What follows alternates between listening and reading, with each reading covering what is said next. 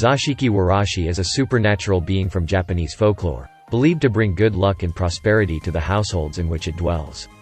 It is described as a small childlike creature, often wearing a red kimono and traditional Japanese sandals, with an unusually large head and long black hair.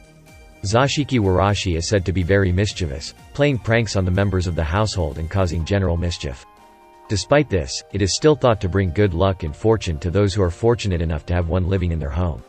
In English, the Zashiki Warashi is translated to Zashiki child, or more popularly, guest room child. A zashiki is a room in a Japanese house where guests can sit, and it is filled with tatami mats. You can consider it a sort of parlor. Warashi is an old Japanese word for child that was spoken around Japan's northeastern region. The Zashiki Warashi is also sometimes referred to as Zashiki Bako, which means guest room basker. The idea of Zashiki Warashi is that it is a spirit that resides in guest or storage rooms in the form of a child of either gender. Some would refer to them as gods, thus the label of child. Zashiki Warashi are known by many different names in other areas, such as Kura Bako or warehouse child, and Makura Gashi, or pillow turner. Countless variations of Zashiki Warashi exist across Japan, with minor differences in their appearance and behavior. The Zashiki Warashi can be anywhere from 3 to 15 years old, but most of them seem to look around 5 or 6. Their faces are distinctly red from blushing, perhaps because of the mischief they have caused, or are about to cause. Sightings of a Zashiki Warashi are uncommon, but they appear in big, old houses that still have people living in them. Only a few people can really see them. Supposedly only either the owners of the house they haunt or their children can do so. Because of this, they are known for the mischief they cause more than their visual appearance. There are characteristics to look out for to be able to identify it as a Zashiki Warashi. If the Zashiki Warashi is a girl, you'll see it sport a kimono, Japanese outfit for a woman, such as a furisode, or a Japanese robe called kasode. The clothes of male Zashiki Warashi tend to veer to more patterned outfits, such as striped fabrics or patterns of assorted design like kasuri. Both genders have similar hairstyles. Usually, straight hair chopped to a bob cut, which makes it hard to tell what kind of Zashiki Warashi is inhabiting that room, though occasionally some Zashiki Warashi girls possess long hair that is brushed back and tied. Then again, stories of Zashiki Warashi vary widely. Some stories recount instances of having 2 or more of them in the same place at once. Others demonize the look of the Zashiki Warashi, claiming it to resemble a black, brute beast, while some male Zashiki Warashi boys are said to don warrior clothing. These are rare accounts though, compared to the usual witnesses of an innocent child. It is often difficult to make out any details other than a vague, childlike shape. In rare stories they appear as wild, hairy, brutish figures. It is said that only children and the house's owners are able to see these spirits. They are usually known only by their pranks. The Zashiki Warashi can be anywhere from 3 to 15 years old, but most of them seem to look around 5 or 6. Their faces are distinctly red from blushing, perhaps because of the mischief they have caused, or are about to cause. Sightings of a Zashiki Warashi are uncommon, but they appear in big, old houses that still have people living in them. Only a few people can really see them. Supposedly only either the owners of the house they haunt or their children can do so. Because of this, they are known for the mischief they cause more than their visual appearance. The laughter that comes from a child or children, the sound of paper being crumpled, snorting, kagura music, the creak of an opening door made of wood, and the sound of whirring gears of a turning wheel are audible signs you have a Zashiki Warashi in your house. If the pillows of your bed are all in disarray, and you can see that someone has been playing with your futon, then that is a telltale diagnosis for a Zashiki Warashi haunting. Because of their childlike nature, they want to play and be noticed as much as possible by those living on the premises. They do anything to just be normal kids, such as have fun and play games, especially with other children. Zashiki Warashi are considered guardian spirits of the house, and gods of luck. It is said that a house with a Zashiki Warashi will prosper and grow rich, and a house that drives away such a spirit will fall into decline and ruin. In one account, a family witnessed a Zashiki Warashi leaving their home, and soon they all succumbed to food poisoning and died. In another well-known legend from Iwate Prefecture, a wealthy man's son shot a Zashiki Warashi with a bow and arrow. Soon after the family's fortunes collapsed. In many homes, these spirits befriend the children of the house, teaching them songs, games, and nursery rhymes.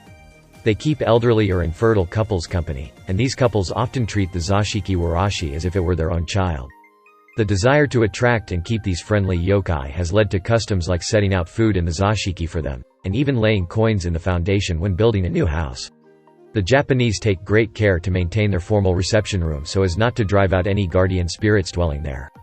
If any of the children in a house that is known to have a Zashiki Warashi start showing signs of playing with an imaginary friend, then you know exactly who they're playing with. To others, they're a warm welcome more than a creepy predicament. For couples who cannot bear any children or the elderly, the Zashiki Warashi find some company in them. If you do have a Zashiki Warashi in your house, do not try to ward it away. They choose when to stay and when to go, and your efforts to get them to leave or stop playing their pranks can only go three ways. Either they don't listen to you and continue playing harmless pranks, start getting a little more deviant with their pranks, or leave you alone entirely, which is often the worst case scenario. It really isn't a good idea to shoo them away. They are not just spirits but also thought to be guardians of your home, as well as lucky gods. Consider yourself fortunate if you do have a Zashiki Warashi in your abode. Some Japanese families even go through customs to invite a Zashiki Warashi into their house. Their existence has a great and direct effect on how prosperous a family is. Families who do have them go out of their way to appease them, and give them their offerings of food. They don't have any diet, but they would love any offerings of treats or candies to them. Some offer a zuki meshi, which is a rice and bean porridge, and monitor the consumption of this. Once the Zashiki Warashi stops eating from that porridge, that means it has the intent to leave. The Zashiki Warashi are protected and celebrated, and never made to feel like a nuisance for a reason. Once they feel disrespected or that it is time to leave, the state of the house, or even the family itself collapses.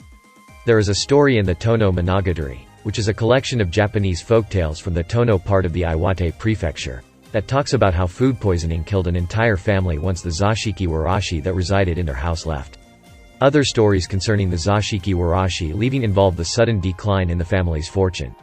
It is said that a Zashiki Warashi that wants to leave will appear in red clothes, possibly holding a red bucket. The stories that are told about this specific yokai circulate around the Iwate prefecture for the most part. Other prefectures that have counts of Zashiki Warashi in their households include the Miyagi prefecture, Akita Prefecture, Aomori Prefecture, and parts of the Tohoku region.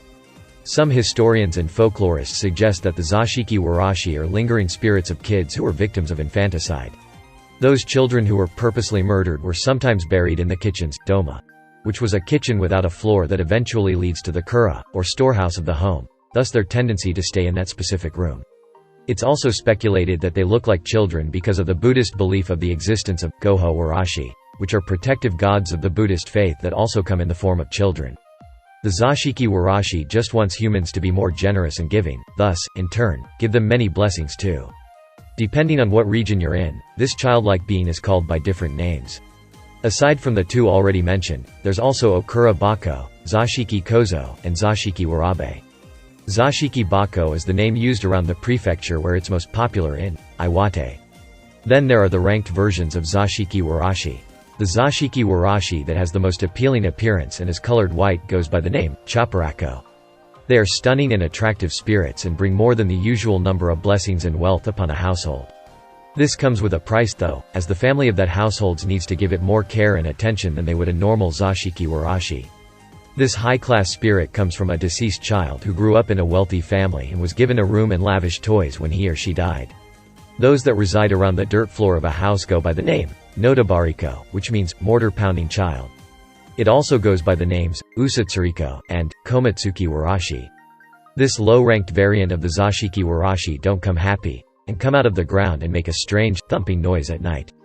The energy that they spread in the household is uneasy, and it does not have any positive or negative effect on the riches of the family that owns the house it haunts while it is there.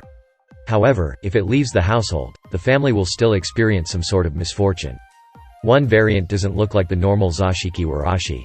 Its differences lie in its member girth and length. They're as thin as a vine. These are what you call hasode negate, which means thin arms, long arms. They are called hasode for short. In case a natural disaster was to happen such as a tsunami, a hasode would appear, and beckon with their thin arms for people to get away from the location where the incident will take place. There is a drama film, directed by Akiyoshi Kimata, starring Ai Hashimoto, Renji Ishibashi, and Ken Utsui that revolves around a Zashiki Warashi. Its original title is Hoshi no Zashiki Warashi, but in English, it is translated to Home, the House Imp. Ai Hashimoto was nominated as Newcomer of the Year for the Japanese Academy. The premise of the story is how a man moves from Tokyo to the Iwate prefecture, bringing his entire family to a rural village in the countryside. They have a hard time adjusting to this, coming from the city, more so with the pranks that have been going on around the house.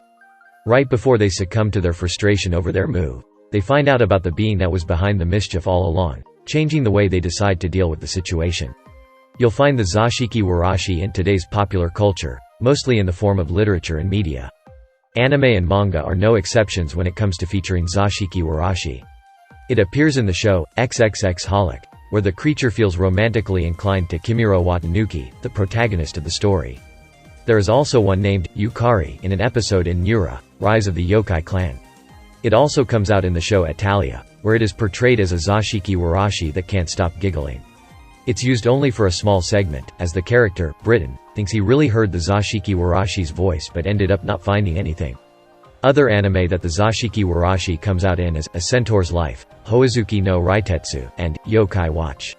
You may be a person who comes to a different culture and background that doesn't believe in the paranormal, but learning about other countries' beliefs is eye-opening, and can be an artful inspiration to those who keep an open mind.